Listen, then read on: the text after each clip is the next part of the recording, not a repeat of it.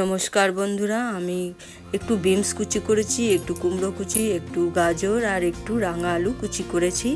আর কড়াইয়ে সাদা তেল দিয়ে গোটা জিরে ফোড়ন দিলাম আর একটা কাঁচা লঙ্কা ফোড়ন দিলাম। দেওয়ার পর আমি যে সবজিগুলো কেটে রেখেছি সেগুলো সব দিয়ে কিছুক্ষণ নাড়াচাড়া করব। নাড়াচাড়া করার পর দিয়ে দেবো আমি স্বাদ মতো লবণ আর দেবো স্বাদ মতো মিষ্টি। দেওয়ার পর আরও কিছুক্ষণ নাড়াচাড়া করে আমি 10 মিনিট ঢাকা দিয়ে রাখবো কম হিটে। আর এর মধ্যে কিন্তু কোনো জল দিইনি, জল দেবো না। তার মধ্যে দিয়ে দিলাম সামান্য হলুদ, একটু আদা কুচি, একটু লঙ্কা কুচি। তারপর আরও কিছুক্ষণ নাড়াচাড়া করে আমি 2 মিনিট ঢাকা দিয়ে রাখবো। 2 মিনিট পর দেখুন আমার রান্নাটা একটু মাখো মাখো হয়েছে। এদিকে আমি মোটা দানা সাবু ভিজিয়ে জল ঝরিয়ে রেডি করে রেখেছি, সেটাকে দিয়ে দেবো।